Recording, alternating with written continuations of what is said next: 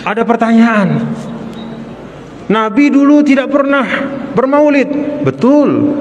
Tapi tidak pernahnya bermaulid dalam bentuk seperti ini bukan berarti menampakkan kesyukuran itu dilarang.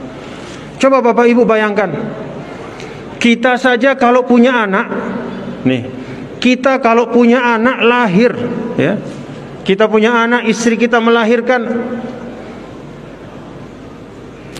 kita berusaha dengan sekemampuan kita untuk apa? Beli kambing. Kita beli kambing, laki-laki 2, perempuan 1. Kita bawa ke rumah, kita sembelih. Lalu kita berikan kepada orang-orang, tetangga-tetangga, kita bagi makanan. Itu untuk anak kita yang lahir. Karena senang kita. Ini yang lahir adalah Nabi yang mulia, Nabi besar Muhammad. Lebih mulia mana anak kita dengan Rasul? Coba saya tanya, lebih mulia mana anak kita dengan Rasul? Ya Allah, tidak ada perbandingannya.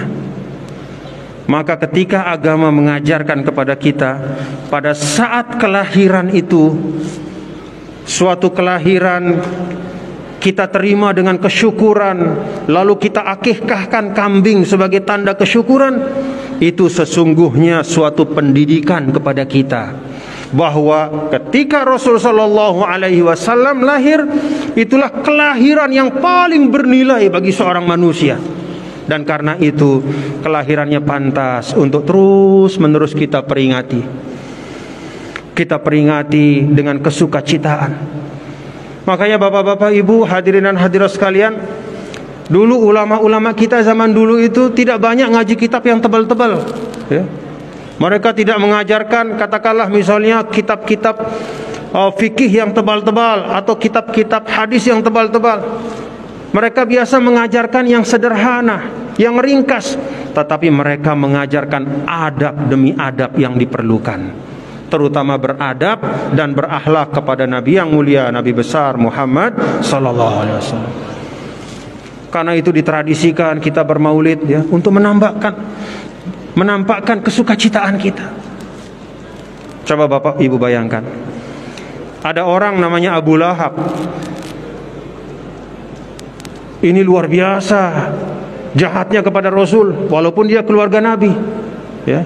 Sampai di dalam Al-Quran dikekalkan namanya, Tabbat yada Abi Lahab, ya. Tabbat yada Abi Lahab, celakalah Abi Lahab, sampai ada dalam Al-Quran. Tapi coba Bapak Ibu perhatikan, di dalam riwayat disebutkan bahwa setiap malam Senin Abu Lahab itu azabnya diringankan oleh Allah. Apa sebabnya? Ini riwayat yang banyak ulama mengatakan riwayat yang hasan, riwayat yang bisa dipertanggungjawabkan. Kenapa diringankan azabnya? Karena ada satu sebab. Dulu ketika Nabi SAW itu lahir, karena Abu Lahab ini adalah saudara dari ayahnya Nabi, maka dia senang saudaranya itu punya anak. Lalu dia panggil seorang budaknya yang namanya Suwaibah. Dia katakan kepada budaknya, Suwaibah sini. Begitu Suwaibah datang, kata Abu Lahab, saya malam ini lagi senang karena saudara saya istrinya melahirkan, saya punya keponakan. Karena senang saya itu, Suwaibah, saya bebaskan kamu.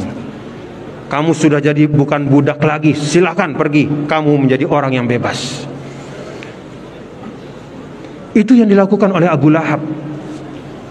Walaupun kemudian ketika dia Rasul sallallahu alaihi wasallam kemudian dewasa dan diutus sebagai nabi, dia menjadi penentang yang luar biasa, tapi kebaikannya dan kesukacitaannya itu tidak dilupakan oleh Allah. Itu Abu Lahab. Bagaimana kalau kita sebagai seorang muslim? Amin amin ya rabbal alamin. Maka kita berharap mudah-mudahan dengan kesyukuran kita, kegembiraan kita, ya, keikhlasan kita, mudah-mudahan kita ikhlas hadir di tempat ini menjadi sebab kita mendapatkan syafaat dari Nabi besar Muhammad sallallahu alaihi wasallam.